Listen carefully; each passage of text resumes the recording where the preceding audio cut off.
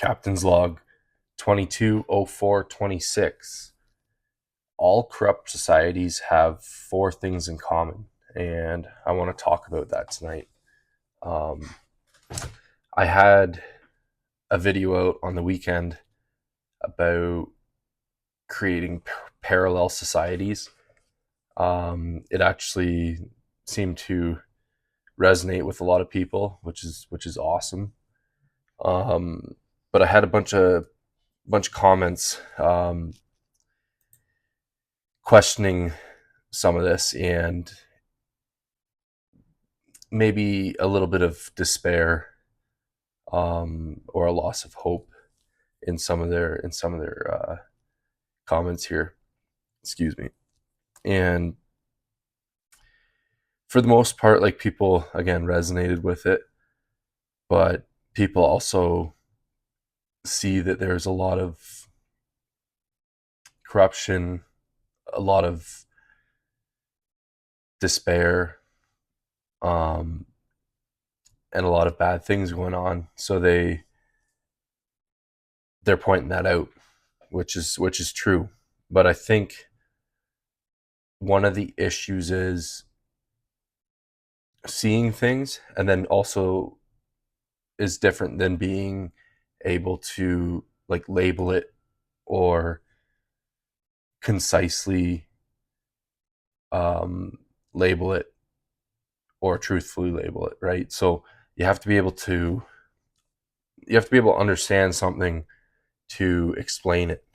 Um, so I'd like to talk about that briefly tonight. I don't have a lot of time, but I want to go over that briefly.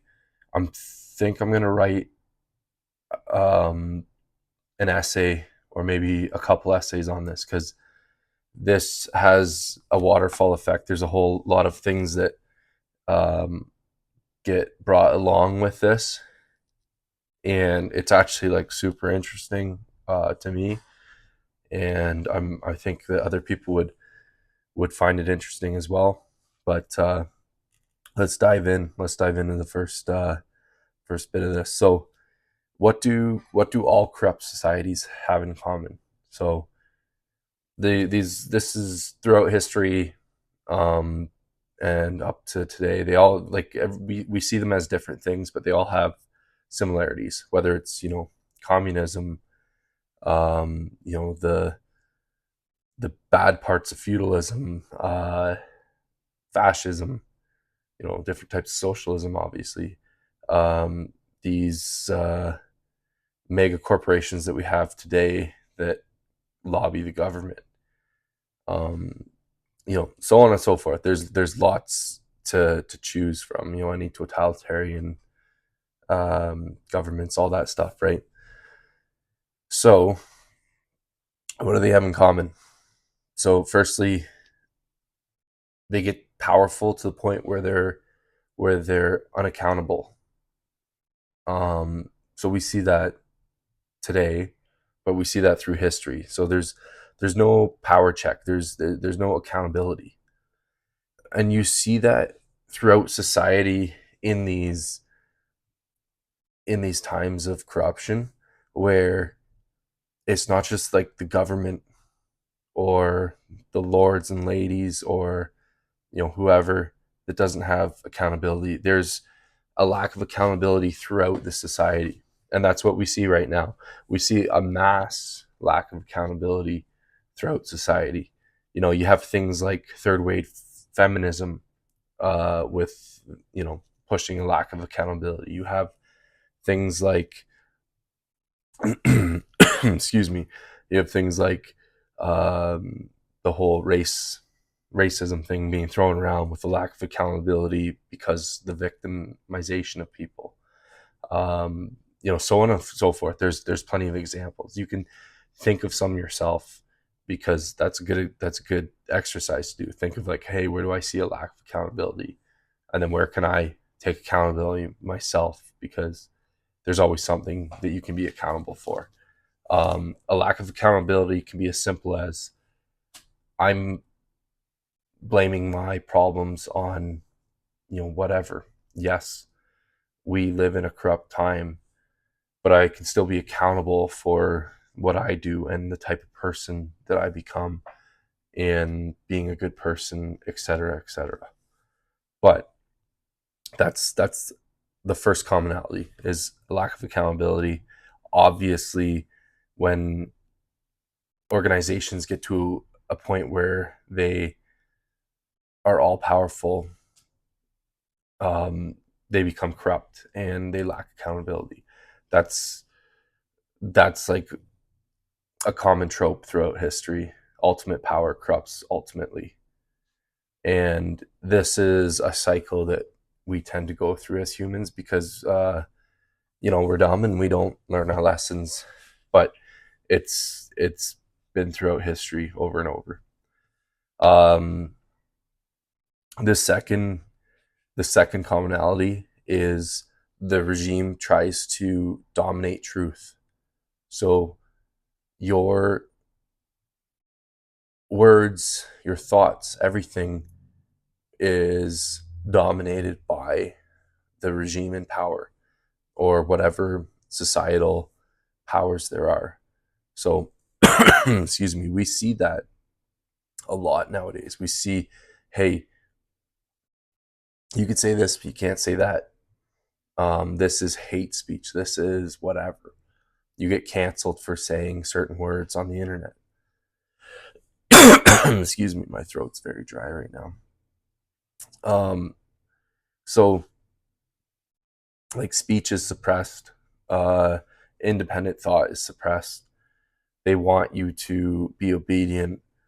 If you look at the book 1984, which was kind of a prediction of like modern totalitarianism, modern corruption, which is kind of where we're headed. Like it might not look exactly like that, but it seems to be that trajectory.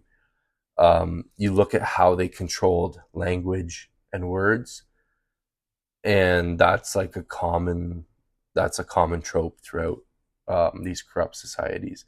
And it's that way because that's like the simple play. If you don't want somebody to think about X thing, then you delete X from the vocabulary, right? If you don't even have a word for chocolate ice cream, then how do you even know to ask or what chocolate ice cream is or to describe it or any of that?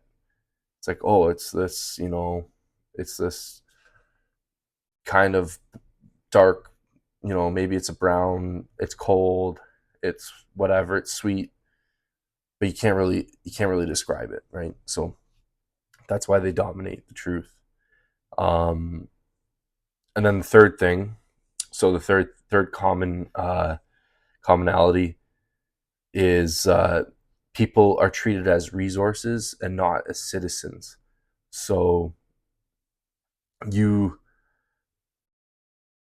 you think of like medieval feudalism, where you were like a serf or a peasant. Um, you were you're kind of made dependent on your little micro government, your little micro society, right? So like you're bound to that land, you're bound to that lord, and that lord dictates whatever's going on in your life and around you.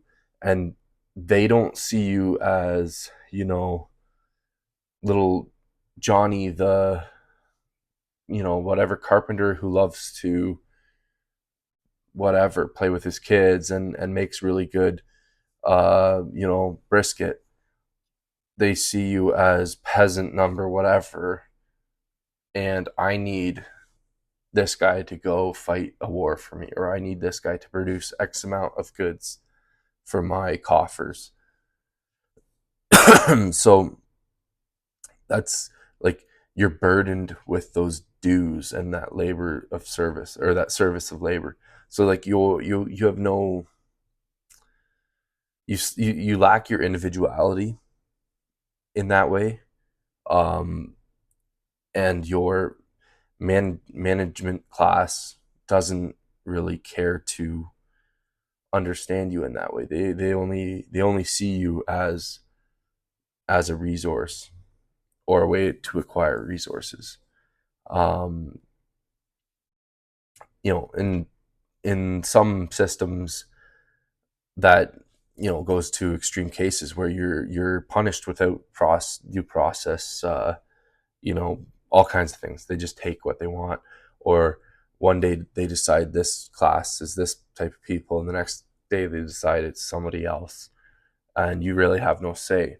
And we see that a lot nowadays. We see that that's not like an obvious one. I think when you have to kind of sit down and ponder that one and think, okay, well, like, why are certain people being punished for certain types of crimes? Maybe an example would be like a thought crime, or being canceled for something because they are a certain type of person, right? Versus somebody else can say an even more heinous thing on the internet and not be punished. They might even be praised for that because they're a victim or whatever, right? So we see that a lot. We also see the dependency that people have on governmental systems, right? So food banks, that kind of thing, which the best food banks are always done by the best charitable um, events, and the best charitable organizations are done by the church usually. Usually it's Christians, but it's normally some form of religion. The government tends to basically screw up everything they touch. They get lost in the bureaucracy of everything. So they're great at taking from you, but they're not good at like giving it out.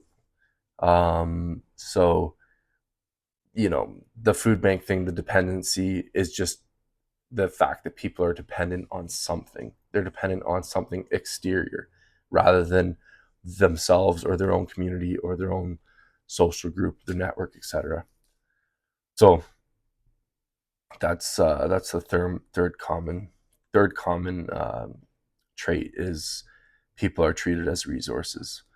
The fourth common trait is that like productive life gets distorted. So when you when property rights are insecure, or when the rules are arbitrary, you have unpredictable policy, there's no cooperation within the country or your citizens or your society, and like you lack long-term planning, that basically will ruin your it decays your society from within. It's like it like cannibalizes any prosperity. It decays everything from within. You lack future prosperity. You lack the foresight for anything. So that's like, we see that nowadays. We see people who have given up, and it's not just that people gave up. It's that people are planning to escape if they can. People are trying to find other ways to live where they don't have to participate. Um,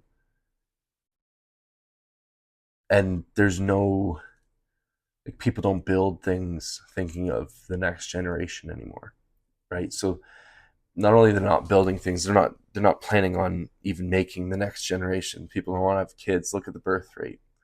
Um, the birth rate has plummeted to the point where it's like a crisis, because we've been in this corrupt society for quite a while now, and it's decayed so far from within, it's hollowed out.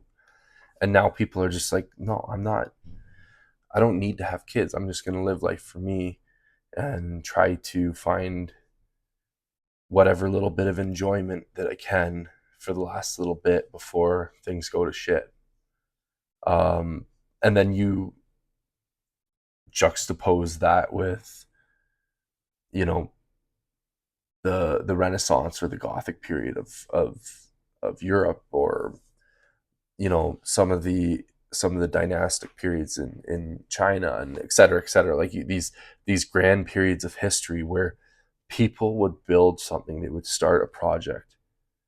Like imagine starting a project like these grand cathedrals where you knew that you're never going to see this thing completed, that your son might not see this thing completed. You're going to work on the foundation, and then somebody else is going to come in after you and work on whatever after you die, and this thing's going to keep getting built, but you know that it's for something bigger than you. And we don't have that. I don't think that most of us can even fathom thinking that way, because we live in a right now society. Like we're consumers. We we consume everything, and that is exactly what this is referencing. This, like, this whole cannibalism of when you're a consumer society, you eat everything. You just consume, consume, consume, consume until there's nothing left, because you're not building, you're not creating more than what you're consuming. And that's kind of the point of all this. Like, do you not want to leave something behind? Do you not want to? I you have to change the way you think about some of these things if you want to fix them, right? And that's such like an insidious part of all these corrupt societies, because that one is not only on the grand scale, it's not only the leaders and the people who are corrupt who are pushing this, but it's also the people who aren't part of that ruling class, the people who aren't in power, who are also pushing this. And like they're all on board because we all love to have the newest gadget. We all love to be a part of society. We all love to be a part of this thing where we, you know, hey, it's new, it's shiny, we want a part of that. We want to have all the things. I'm as guilty of this as anybody. I have way too much shit. Look behind me. I got bins of crap, you know, extra work clothes I don't need, et cetera, like all kinds of stuff.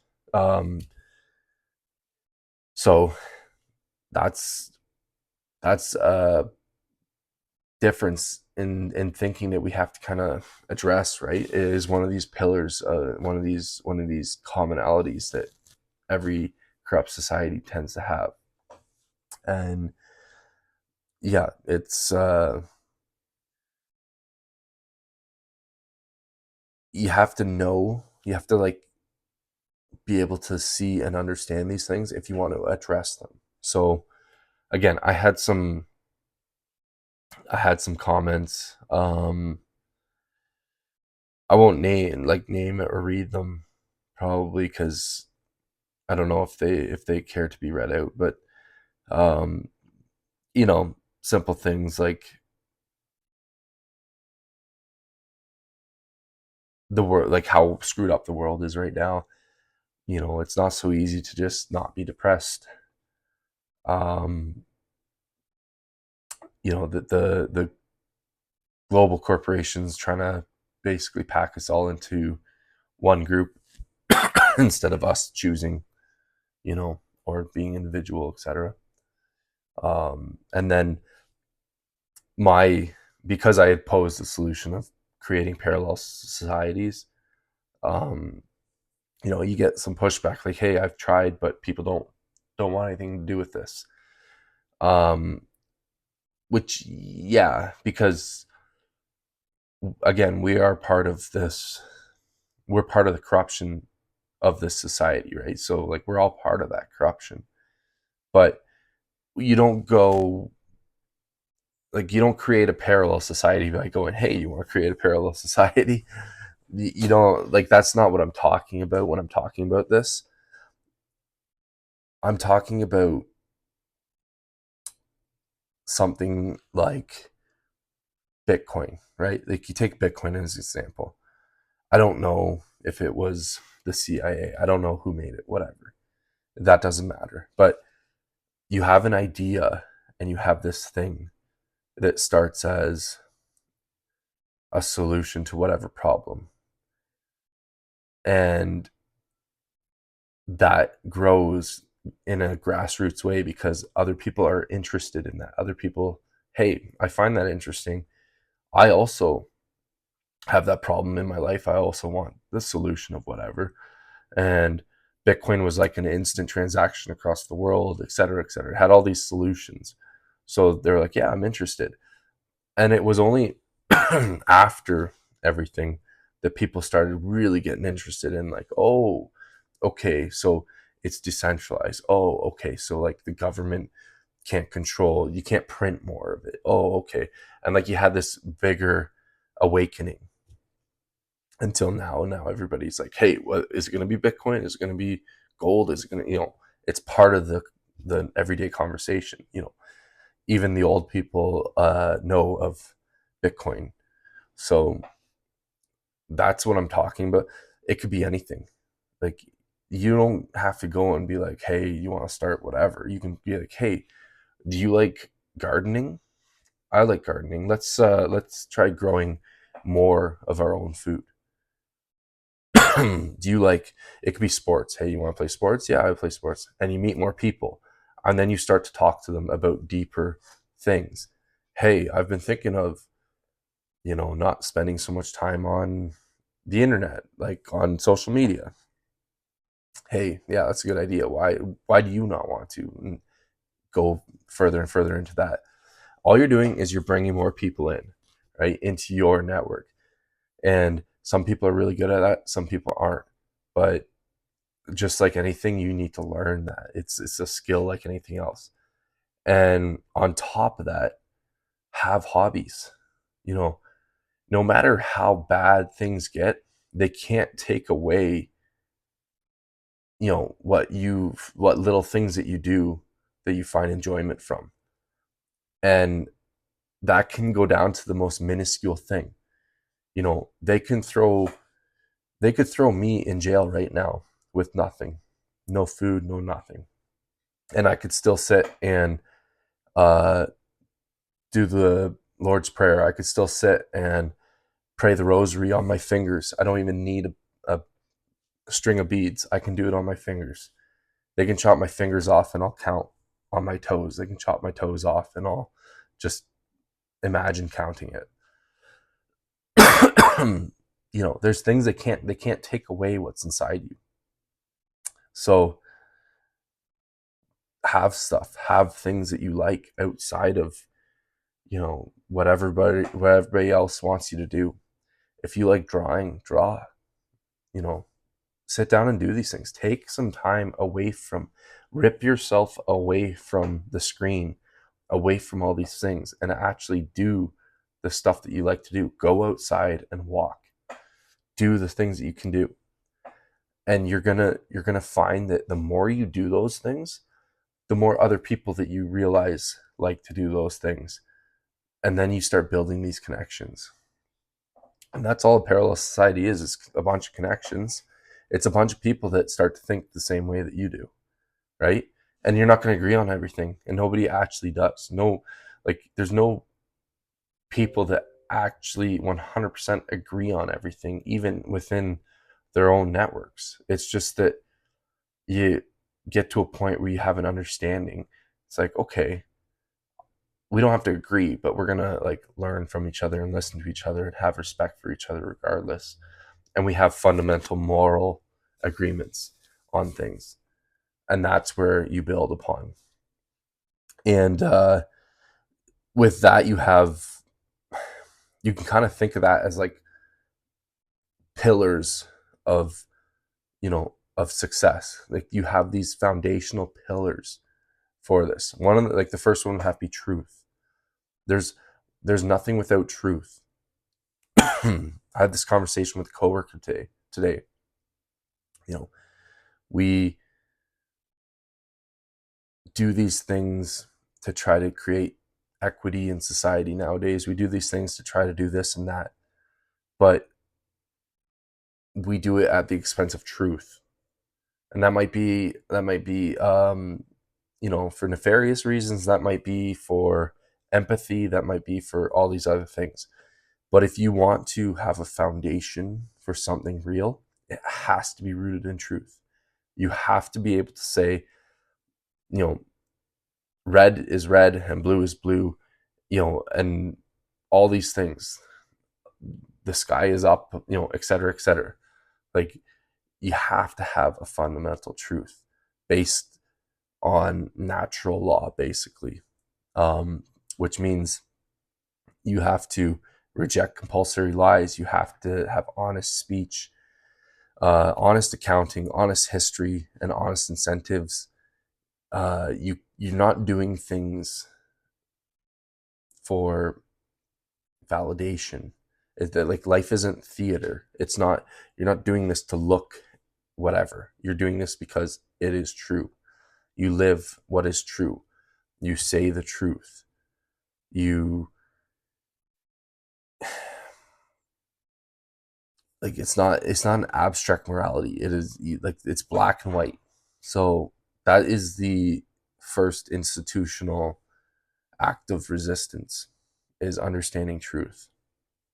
The next pillar would be trust. So you have to trust somebody, and the only way you trust people is to get to know them and understand them, and to try to understand where they're coming from on things, right? So, you see somebody, um, or something happens, and we tend to kind of jump to conclusions about people, but we don't understand them, and we don't even try.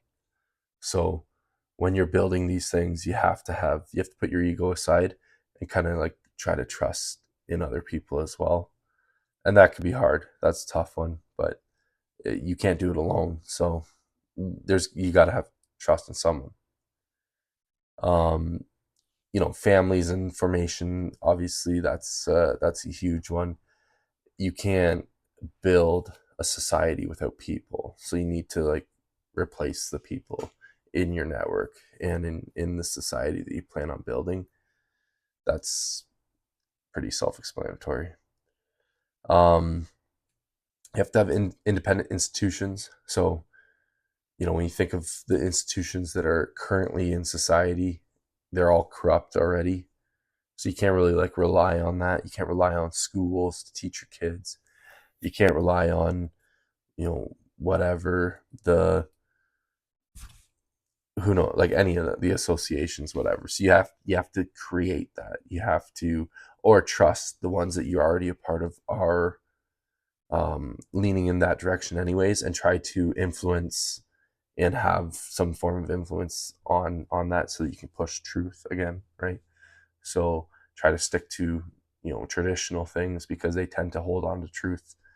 And then, create the things that you need: trades groups, cooperatives, whatever, clubs. It could be a golf club, it could be anything, right? Like, that one's a very broad scope of things, because, and that's kind of, that one's like the stuff that I'm pushing. It's like, hey, go out and meet people and do things, right? Go out and do these things. Be like, learn stuff, whatever. Create the stuff that you want. If you're not building the thing that you want, then who can you blame? So that's a big one. Economic production, you have to produce more than you consume, right? So you have to make things, you have to trade things, save things, repair things, work together, create some sort of production, which eventually becomes what's known as GDP. Which, if you're building GDP as a group of people and you're competing now against the other corrupt society, that's how you eventually win, because you're pushing out the corruption. You can see that this works and this doesn't, and the more people see how this works, the more people flood into it.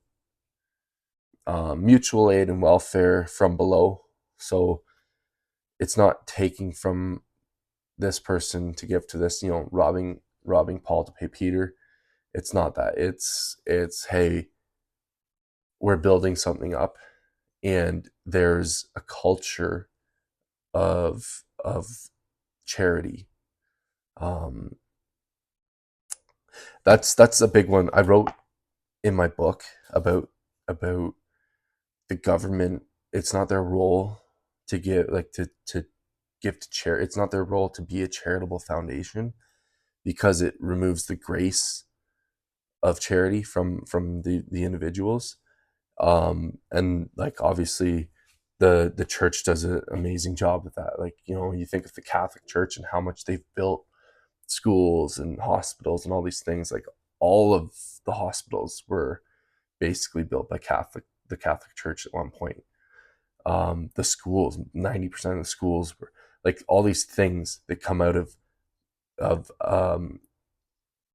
faith and religious based charity. It's all good charitable wealth spread out through the people, because what what you're taught and how the culture is to give to people in need and to help out your brothers and sisters. Um and yeah, so I'm not going to go too deep in that. I wrote a whole thing on that. Local rule and how to resolve disputes. That's, you have to have a justice system of some sort. And that's, again, pretty self-explanatory. You have to have some sort of justice system that's based on some sort of morality and that everybody agrees upon. Pretty simple. Culture, ritual, and meaning. You have to have some sort of meaning. You have to have a culture. You can't build a society without a culture, because you just have a bunch of individuals. So, what's your story? What's your, who are you as a people? Why are you doing this? What binds you all together? There has to be something. Education and apprenticeship. Again, it's the same thing as the family thing. You have to create the next generation. Excuse me. Which means you have to train them. You have to educate them. That means, schools, whatever, technical training, apprenticeships, learning things, book club, whatever. Like, there's a billion things you can do. And then somehow you have to have, like, the final pillar would be like your power distribution. And I mean power distribution as in, how are you going to govern? How is this society set up? To what's the hierarchy? What's the governance of this society? And the reason that you're building this, the reason that this society is forming, which, don't think of it as, again, you're not going around saying, hey, we're going to build a society to combat the government. You're, hey, I'm going to actually go live life in real time and meet other people and naturally grow whatever and build things more than I consume. And if you think about that, the idea of that is a lot of self-reliance and a lot of decentralized command. So if you think of how you want your government and governments to be structured, then I would have that in mind as it's built. The closest we've had, I think, probably in history to, you're never going to have a perfect society. I'll put it this way: you're never going to have a perfect society, and we've never been, like, close to perfect. It's always been There's always been something wrong. We're human. Like, we're not perfect in general. We all have sin. We all have, you're born with original sin. So the governance is never going to be perfect, and society is never going to be perfect. The closest we've had, I think, is the early, U.S. republic, and how it was set up as a republic, so that each state had its own governance, and so on and so forth. So there was a lot of decentralized command. There was a lot of checks and balances in that system, so that you wouldn't have this ultimately powerful being controlling this whole entire area. Now, fast forward in the future and the technology that we've had, and the brainwashing that people have gone through, well, things have changed, and obviously, depending who you ask, there's quite a bit of corruption. But it's not as bad as look in history and be truthful about how humans have lived throughout most of history. And okay, well, maybe we're not living in such bad times, right? um it's not to say that it can't get bad and it can't get worse, and that you want to, you obviously want to push things in a good direction for yourself, your family, the next generation, etc. We want to try to strive for perfection. Why wouldn't you, right? You're never going to get there, but you're going to try. Just like you in your personal life, you want to try and strive to be saint-like. You're never going to be perfect. You're never going to be whatever, but you can try your best, and you should. But we're also not in the times that we used to be in. Um, America isn't as bad as Rome was. They're not stringing people up in the streets and lighting them on fire to light the street up. They're not doing all this crazy stuff where they're putting people in the arena and getting them to fight lions. It's better than it was throughout all of history. So we are working towards those, towards as close to perfection as we can get, but we can still do more, always, right?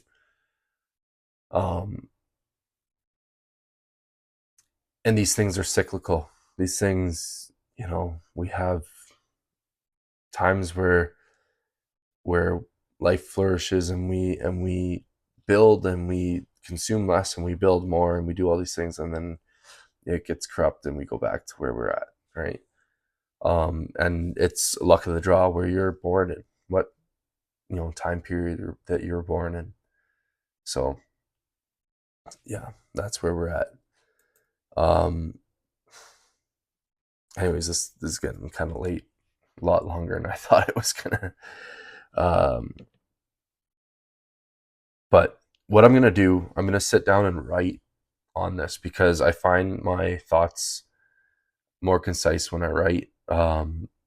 And I like to get I can get ChatGPT to kind of edit my stuff so that it doesn't sound as broken as how I talk, because shit's all jumbled up in here, but then I can spew it out onto my ideas and whatever, and write in my chopped English, whatever, and then I can get ChatGPT to make it sound like it's coherent thought. So I'll write about this. Maybe do like a short essay or something, because it is a super interesting topic if you like sit down and think about it. And um I I want to compare this to the story of Adam and Eve, because I've been talking this whole time about, we see this corruption, we all kind of see something, but we're trying to explain it and all this stuff. But it's kind of the same thing that constantly happens over and over and over again in history. Um, and it started with the original sin, where we gained the knowledge of good and evil, and we were trying to gain the knowledge to be like God. And as soon as that happened, we were left with that burden of knowing that, of something that we, as humans, as creatures, really, it's something beyond our comprehension, something that we strive to tackle, but we can't really quite grasp it. We're not God.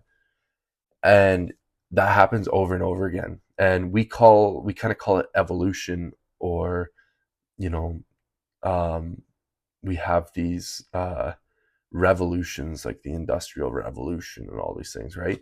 So you have the Industrial Revolution, and all of a sudden we can do all this more stuff, and we see all this more stuff. But in that, we have to now contend with all this stuff that we didn't have to contend with before, right? The Industrial Revolution created the ability to go to war on a scale that we've never gone to war before. And we had to contend with the idea of, instead of 1,000 people dying, we had millions of people dying in war, right?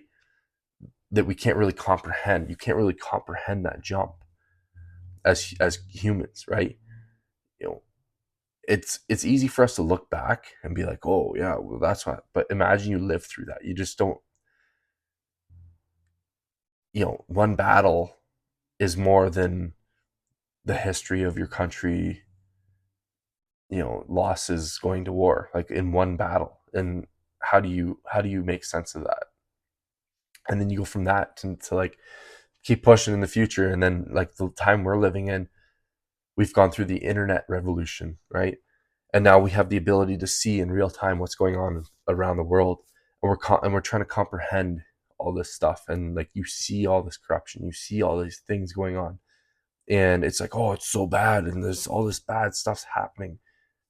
And it is, but you're trying to contend with something that's like beyond your grasp, and you have to constantly like ground yourself and bring it back in, like, hey, there is a solution to all this. You've been like, to ground yourself basically, um and to restore humanity with for yourself, for your network, etc. And yeah, I want to talk about all this stuff in deeper, because this is a really interesting topic, and I'm going to write about it. But it's getting late, so I'm going to end this now. But yeah, anyways, if you stayed this long, thanks for watching. Yeah, Captain out.